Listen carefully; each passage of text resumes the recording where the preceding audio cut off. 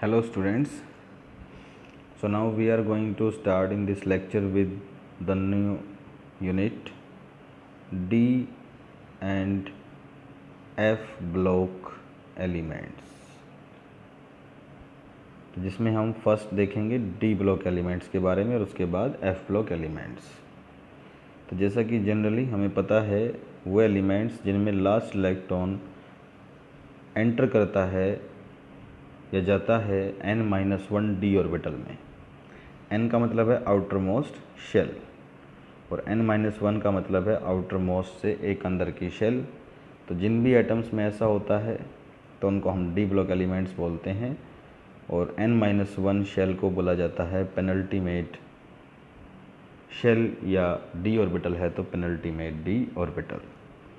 हम अपनी periodic table की अगर बात करते हैं तो उसके अंदर ग्रुप नंबर 3 से लेकर 12 तक डी ब्लॉक एलिमेंट्स होते हैं, जिसमें 4 सीरीज़ होती हैं 3D, 4D, 5D and 6D, और इनको हम ट्रांजिशन सीरीज़ भी बोलते हैं, first, second, third and fourth transition series. तो ये है हमारा पीरियोडिक टेबल में से ग्रुप नंबर 3, 4, 5, 6, 7, 8, 9, 10, 11, 12। तो टोटल 10 वर्टिकल कॉलम्स हैं डी ब्लॉक के, और इस सीरीज को हम बोलते हैं 3D सीरीज। उसके बाद है फिर 4D, 5D और 6D। तो इसमें से हमें मेनली 3D सीरीज़ को पढ़ना है जो हमारे सिलेबस में है, और बाकी सभी को हम जनरली करेंगे, डिटेल में हम 3D सीरीज़ को करेंगे जो हमारे सिलेबस में है। तो 3D सीरीज़ के एलिमेंट्स को हम अच्छे से याद रखेंगे with atomic number 21 to 30, scandium, titanium, vanadium, chromium, manganese, iron, cobalt, nickel, copper and zinc, starting from scandium, titanium। 10 elements को राइम्स के साथ हम याद रखते हैं जो आपको ऑलरेडी पता है, तो आप उससे इसको याद करें। And now we will start the study of D block and mainly for 3D series. तो सबसे पहले है इनका इलेक्ट्रॉनिक कॉन्फ़िगरेशन, फर्स्ट टॉपिक हमारा डी ब्लॉक में। इलेक्ट्रॉनिक कॉन्फ़िगरेशन 11th क्लास से जो हम करते हैं, स्कैंडियम का है आर्गन 3D1 4s2, जिसमें आर्गन का मतलब हमें पता है 1s2 2s2 2p6 and 3s2 3p6, ये होता है इक्वल टू आर्गन। उसके बाद आता है 4s और 3D। तो यहाँ पर है 3D1 4s2, नेक्स्ट में है 3D2, फिर 3D3, और क्रोमियम में होता है एक्सेप्शन, एक इलेक्ट्रॉन S से D में जाता है तो 3D5 4s1। फिर मैंगनीज में आता है तो ये हो जाता है 3D5 4s2, then 3D6 4s2, 3D7 4s2, 3D8। Copper में फिर एक्सेप्शन आता है, एक इलेक्ट्रॉन S से D में जाता है, तो कॉपर और क्रोमियम का एक्सेप्शन याद रखेंगे जो extra stability of half and fully field से होता है। अगर ये आपने नहीं पढ़ा है तो 11th क्लास से कॉन्फ़िगरेशन को कंप्लीट करें। Zinc 3D10 4s2, chromium and copper shows 1 exception and 1 electron from 4s get transfer to 3D due to extra stability of configuration. 3D5 और 3D10 स्टेबल होता है, इसलिए इलेक्ट्रॉन का ट्रांसफ़र हो जाता है कॉपर में और क्रोमियम में। So like this other series elements also shows many exceptions. और नीचे की जो सीरीज है हमारी 4D, 5D एंड 6D, तो 3D सीरीज की तरह उनमें भी एक्सेप्शंस पाए जाते हैं, जिसकी यहाँ पर अभी हमें कोई ज़रूरत नहीं है। And there is no electron in 5s of palladium, ये एक एक्सेप्शन है। General configuration D block elements का होता है ये, हमेशा ns आउटर मोस्ट के s ऑर्बिटल में या तो 0 इलेक्ट्रॉन होते हैं या 1 और मोस्टली 2। तो पैलेडियम में 0 and in some cases 1 and mostly 2 electrons, और n-1 यानी कि एक शेल अंदर की तरफ जो प्रेजेंट है उसके d ऑर्बिट के अंदर होते हैं 1 से लेकर 10 तक इलेक्ट्रॉन्स, फ्रॉम 1 to 10। इसीलिए ये डी ऑर्बिटल्स की वजह से इनको डी ब्लॉक एलिमेंट्स बोला जाता है। तो यहाँ पर आता है हमारा first question. D block elements को ट्रांजिशन एलिमेंट्स या ट्रांजिशन मेटल्स भी कहा जाता है, क्योंकि ये सारे के सारे एलिमेंट्स मेटल्स हैं और ये ट्रांजिशन दिखाते हैं from S block element to P block elements. Means S block elements पर मोस्टली प्लस चार्ज होता है, पी ब्लॉक पर मोस्टली माइनस चार्ज, और बीच में आते हैं डी ब्लॉक। तो एस ब्लॉक से पी ब्लॉक की तरफ जाते हुए जो ट्रांजिशन हो रहा है वो डी ब्लॉक की वजह से है, बीच में प्रेजेंट होने की वजह से, from metal to non metal. तो इसलिए इनको ट्रांजिशन करने वाले मेटल्स या एलिमेंट्स या ट्रांजिशन एलिमेंट्स बोला जाता है। But in today transition elements को हम एक प्रॉपर डेफिनेशन दे चुके हैं, और वो डेफिनेशन है the elements which have partially filled n-1 d सब शेल इन ग्राउंड स्टेट और any one of the oxidation state.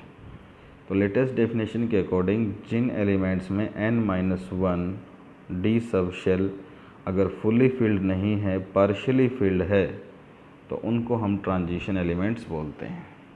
It means अगर D के अंदर इलेक्ट्रॉन्स का नंबर n-1 में 0 है और या फिर 10, तो वो ट्रांजिशन नहीं है। और अगर 1 से लेकर 9 तक इलेक्ट्रॉन्स प्रेजेंट हैं कोई भी n-1 D में, तो वो ट्रांजिशन एलिमेंट्स बोले जाते हैं। 1 to 9 electrons.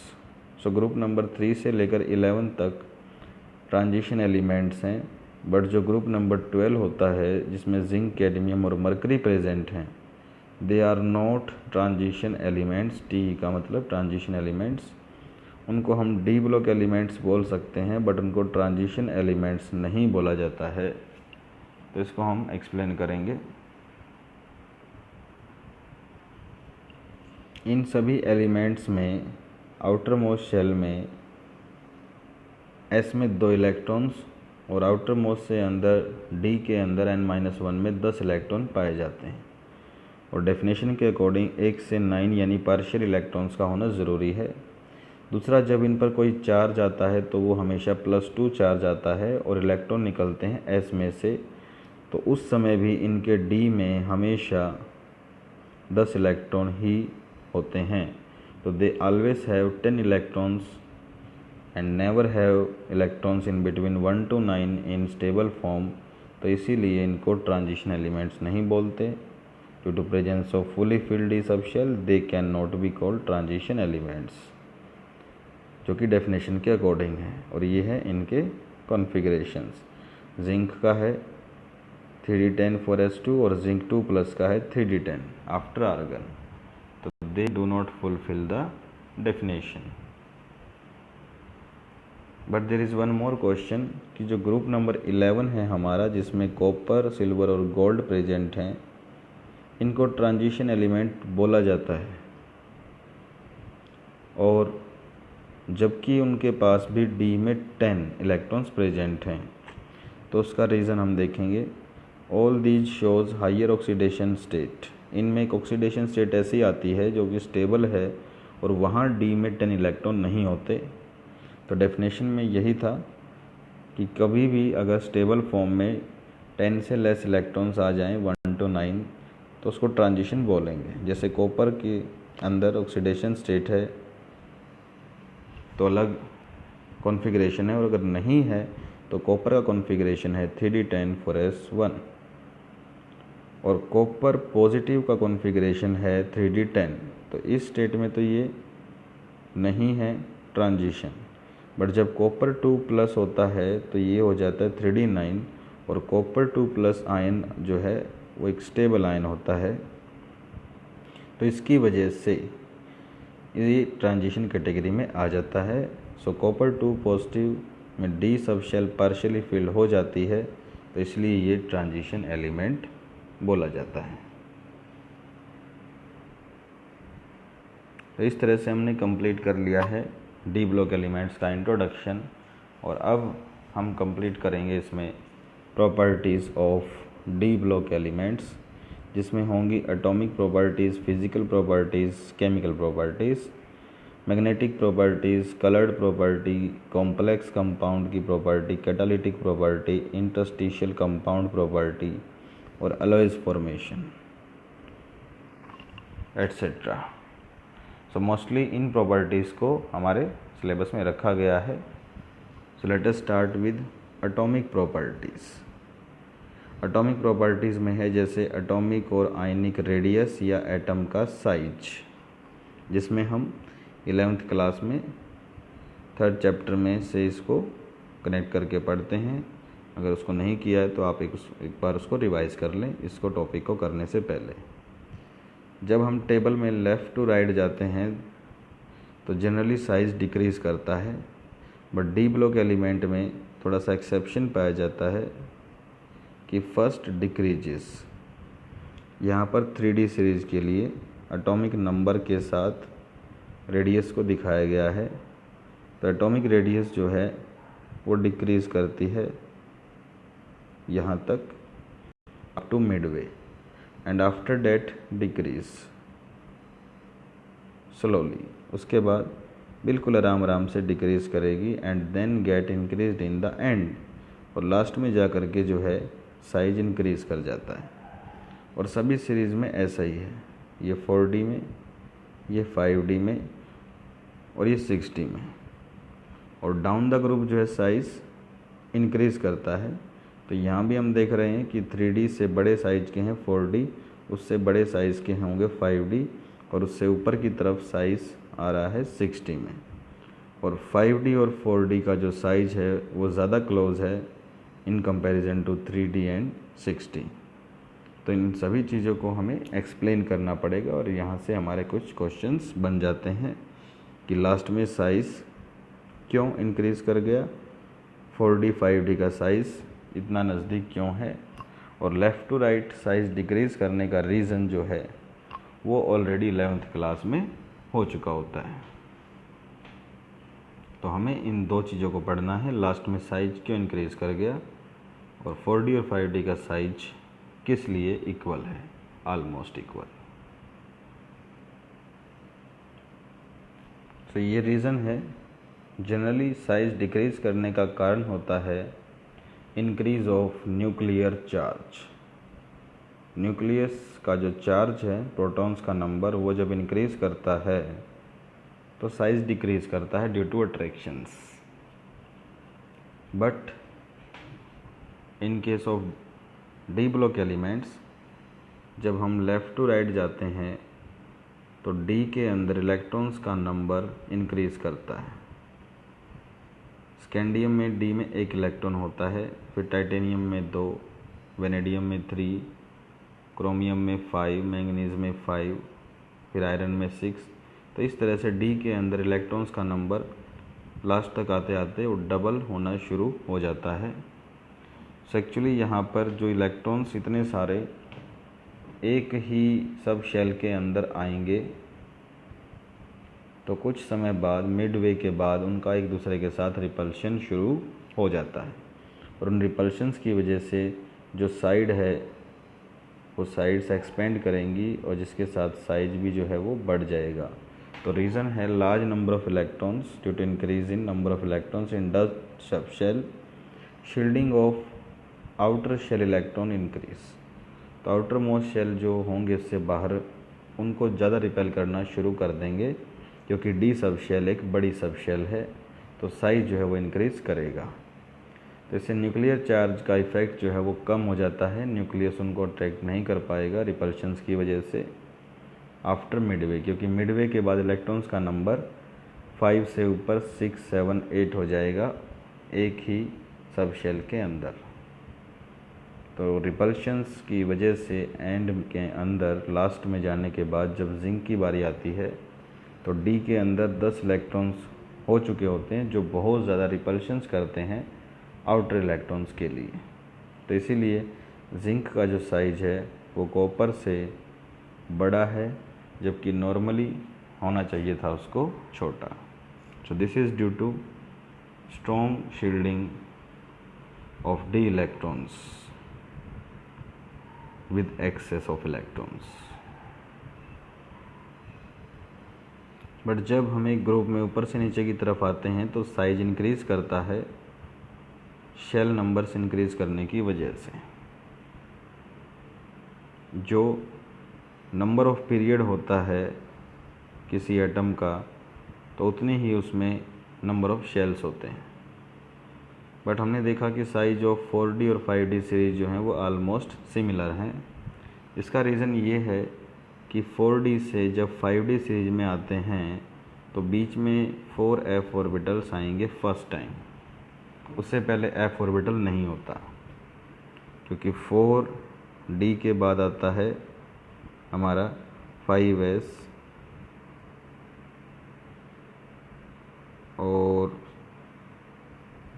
This is 5p, फिर आता है 6s, 4f, 6d and 5p। तो उसकी वजह से यहाँ पे 4f ऑर्बिटल्स दिखाते हैं एक अपना इफ़ेक्ट, और उस इफ़ेक्ट की वजह से साइज डिक्रीज करता है। इट मीन्स अगर हम इलेक्ट्रॉनिक कॉन्फ़िगरेशन लिखते हैं तो 1s के बाद 2s, 2p, फिर 3s, 3p, then 4s, 3d, 4p। तो 3d तक जो है कोई भी f ऑर्बिटल नहीं आया है। उसके बाद 4p के बाद आता है 5s, 4d। तो 4d तक भी जो है कोई भी f ऑर्बिटल नहीं आएगा। Then comes 5p, 6s, 4f and 5d।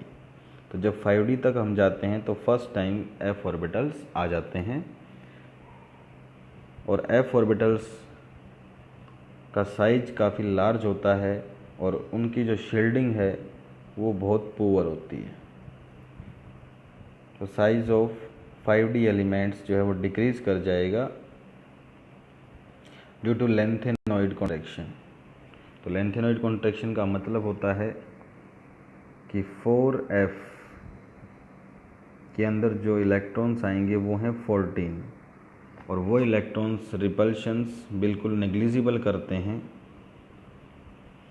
और इसीलिए 4f सीरीज में लेफ़्ट टू राइट जाते हुए साइज जो है वो डिक्रीज़ करता है। एटम्स का साइज डिक्रीज़ करेगा 4f सीरीज में, और उसके बाद जैसे ही इलेक्ट्रॉन 5D में जाएगा तो 4f के इलेक्ट्रॉन्स उन 5D इलेक्ट्रॉन्स को रिपेल नहीं करेंगे, और 5D फिर बाहर 6s के इलेक्ट्रॉन्स को रिपेल नहीं करेगा, क्योंकि जब 14 इलेक्ट्रॉन्स f में आएंगे तो साथ में 14 प्रोटॉन्स की भी एंट्री होगी, और वो प्रोटॉन्स अट्रैक्शन करेंगे।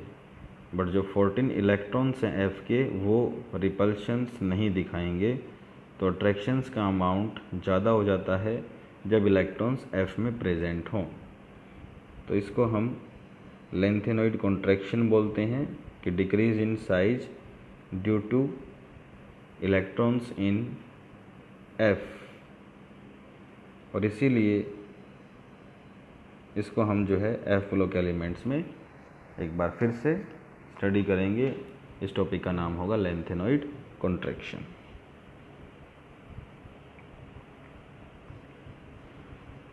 Then comes next topic ionisation enthalpy. तो अभी हमने देखा था एटॉमिक रेडियस, तो नेक्स्ट है आयनाइजेशन एंथैल्पी। तो आयनाइजेशन एंथैल्पी साइज के इन्वर्सली प्रोपोर्शनल होती है generally.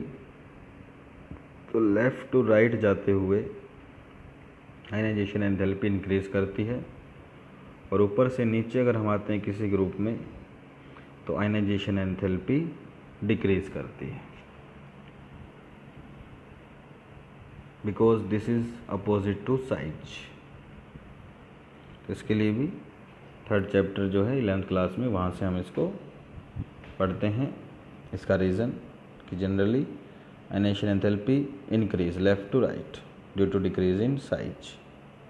But there is no regularity in ionization enthalpy due to irregularity in size, formation of stable and unstable configuration. It means D block elements में बहुत ज़्यादा regularity नहीं पाई जाती, exceptions काफ़ी पाए जाते हैं, और इसके लिए हम जो है कुछ क्वेश्चंस के साथ इसको एक्सप्लेन कर सकते हैं। जैसे कि ionisation enthalpy first means first electron अगर हम निकालें जिंक में से, कैडमियम और मरकरी से, तो वो काफ़ी ज़्यादा एनर्जी से निकलता है। तो इसका रीज़न क्या है? रीज़न है कि इन सभी का कॉन्फ़िगरेशन काफ़ी स्टेबल है। All these elements have fully filled and stable configuration, so they do not gives electron easily and requires very high energy. तो फर्स्ट आयनाइजेशन एंथैल्पी रेगुलरली हमारी इंक्रीज़ करती है लेफ़्ट टू राइट जाते हुए, और size जो है वो डिक्रीज़ करता है। इट मीन्स अगर हम स्कैंडियम से लेकर जिंक तक जाएंगे 3D सीरीज में, तो जिंक की आयनाइजेशन एंथैल्पी सबसे ज़्यादा होगी, और अगर हम यट्रियम से लेकर कैडमियम तक जाएंगे तो कैडमियम की आयनाइजेशन एंथैल्पी सबसे ज़्यादा होगी, और जिंक कैडमियम मरकरी की हाईएस्ट से भी हाईएस्ट होती है because of stable electronic configuration.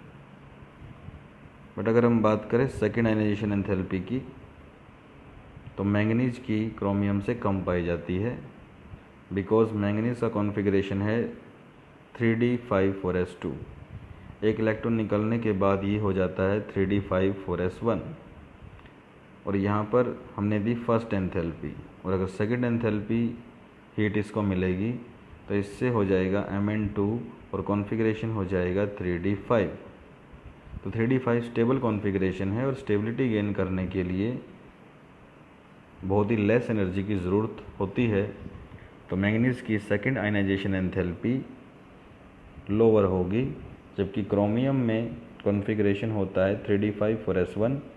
First enthalpy देने से एक इलेक्ट्रॉन निकलेगा और ये हो जाएगा 3d5, जो कि स्टेबल है। और स्टेबल कॉन्फ़िगरेशन को डिस्टर्ब करने के लिए अगर हम एंथैल्पी देंगे और 3d4 अनस्टेबल में कन्वर्ट करेंगे, तो स्टेबल को अनस्टेबल में कन्वर्ट करने के लिए ज़्यादा एनर्जी की रिक्वायरमेंट होती है। तो सेकेंड आयनाइजेशन एंथैल्पी मैंगनीज में लेस होगी और क्रोमियम में ज़्यादा, जबकि फर्स्ट एंथैल्पी हमारी नॉर्मली मैंगनीज में कम होती है और क्रोमियम में, मैंगनीज में ज़्यादा होती है और क्रोमियम में कम, बिकॉज क्रोमियम के बाद मैंगनीज आता है। तो इट मीन्स अगर हम फर्स्ट आयनाइजेशन एंथैल्पी लिखें, क्रोमियम का नंबर 24, मैंगनीज का 25, और left to right ionisation enthalpy increase करती है। तो ये है trend for ionisation enthalpy first, manganese की ज़्यादा है, लेकिन सेकेंड आयनाइजेशन एंथैल्पी जो है वो क्रोमियम की ज़्यादा होगी, जैसा कि यहाँ दिखाया गया है। स्टेबिलिटी की वजह से आयनाइजेशन एंथैल्पी सेकेंड जो है वो क्रोमियम की मैंगनीज से ज़्यादा है, बिकॉज मैंगनीज सेकेंड इलेक्ट्रॉन को आसानी से लूज़ कर सकता है स्टेबिलिटी गेन करने के लिए।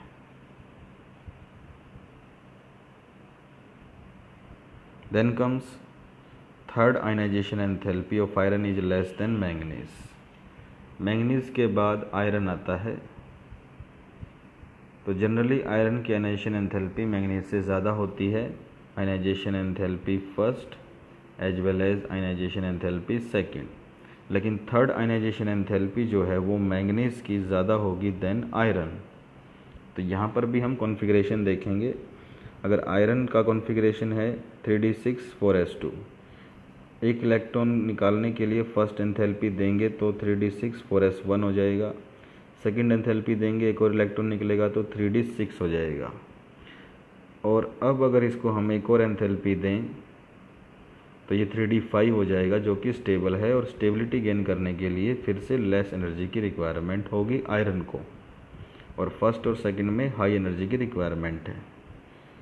लेकिन मैंगनीज में जैसे कि हमने देखा था ऑलरेडी, फर्स्ट एंथैल्पी मिलते ही ये हो जाता है 3d5 4s1 और सेकंड एंथैल्पी मिलने के बाद ये हो जाता है स्टेबल 3d5। तो अब थर्ड इलेक्ट्रॉन निकालने के लिए इसमें हाई एंथैल्पी की रिक्वायरमेंट होगी, क्योंकि इससे एक अनस्टेबल 3d4 की फॉर्मेशन होगी। सो हमें ध्यान रखना है कि d5 मोस्ट स्टेबल है।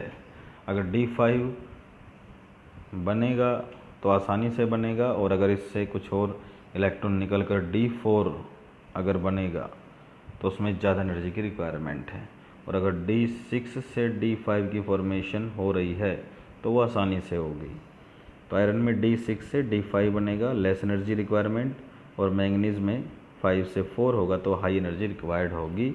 इसलिए थर्ड एंथैल्पी जो है वो मैंगनीज के लिए ज़्यादा होती है then iron. So in this way there are exceptions in second and third ionization enthalpies depending on electronic configurations. और first ionization enthalpy regularly increase करती है और लास्ट में बहुत ज़्यादा इंक्रीज कर जाती है, again due to stable configuration.